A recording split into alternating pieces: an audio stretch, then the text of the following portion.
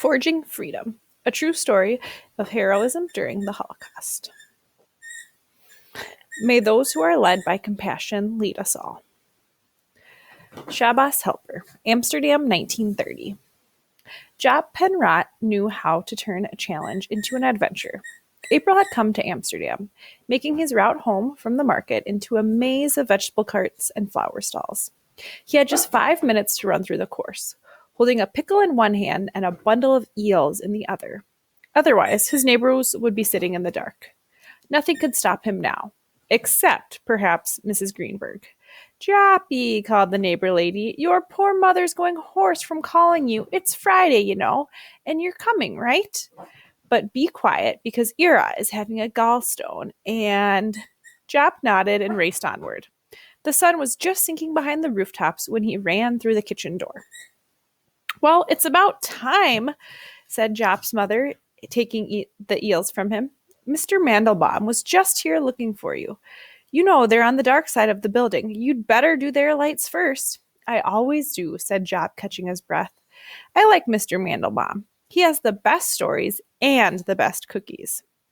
For the Jewish families in Jap's apartment building, the Sabbath began with the Friday sunset.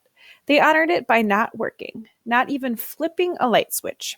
Since Jap wasn't Jewish, he could turn on the lights for his neighbors. They paid him in sweets and gave him an important sounding title. He was their Shabbos goy. The Mandelbaum's table was set and dinner simmering on the stove when Jap knocked on their door. He knew which lamps they wanted lit and quietly set to his tasks. Do you know why we ask you to turn on our lights, Jappy? Said Mr. Mandelbaum. Mr. Mandelbaum asks, setting a dish of macaroons on the table. So you can see where you're going? Jap answered. Well, yes, in a way, you could say that, said the old man. We are going where our traditions lead us. Whatever the tradition is, even a little thing like not turning on a light switch on the Sabbath, it matters that we follow it. The traditions tell us who we are. Our rabbi always says, more than the Jewish have kept the Sabbath has kept the Jews. Now, do you know why you do it? For the cookies, said Jap. The old man chuckled.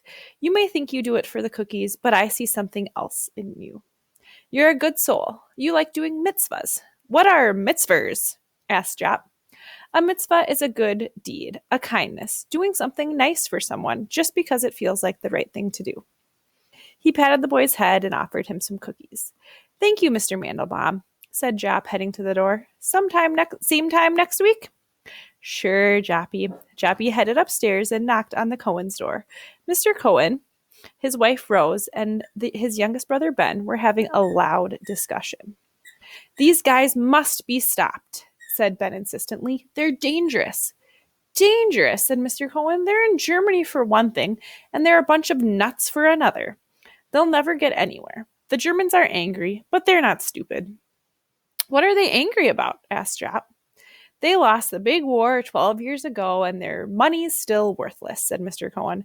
But it doesn't mean they'll turn their country over to a crazy man. Ben tapped his finger on the newspaper spread on the table. There was a picture of a man in a uniform raising his right arm straight out over a crowd, raising their right arms toward him. They need someone to blame for their own problems, said Ben in disgust. They need to hurt somebody to feel better about themselves.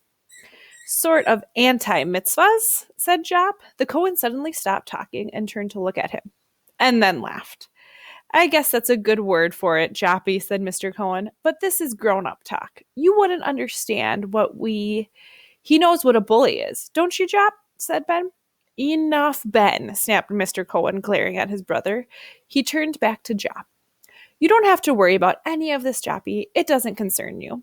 And probably never will, muttered Ben. Mr. Cohen glared at him again. Jappy, could you light the dining room first, please? Said Mrs. Cohen. There's some candied fruit on the buffet, so just help yourself. Jappy was bothered by the conversation. He brought it up a few days later to his friend Brahmi Dorland on their way home from school. Bullies. I guess you never get away from them, not even as grown-ups, he said. I just don't get it. Do you? Well, take Herman, for example, said Brahmi. Actually, take Herman, the boys laughed. Herman was a school bully, and he had gotten left back He had gotten left back the previous year and used his size to terrorize other kids, especially Brahmi. But Jop and Brahm always stood up against the bully together. When Jop came to school with his new glasses, Herman tried to grab them. Jop pushed him away, and Herman tripped over his own feet. The crowd on the playground roared with laughter. "All right, Penrot," he said, taking off his jacket. "Say your prayers." They tumbled on the ground, punching and swinging at each other. Suddenly, Herman fell backward. "Brahmi!" yelled Jop. Brahm had managed to grab Herman by the collar and yank him off Jop. Herman seemed glad to have an excuse to quit fighting. "Don't you think I'm finished with you, Penrot?" said Herman. "You're going to get what's coming to you. You and your little Jew boyfriend, Dorland. So long, Four Eyes." Herman and his gang sauntered away, laughing and trading punches. Joppy was a bit dazed.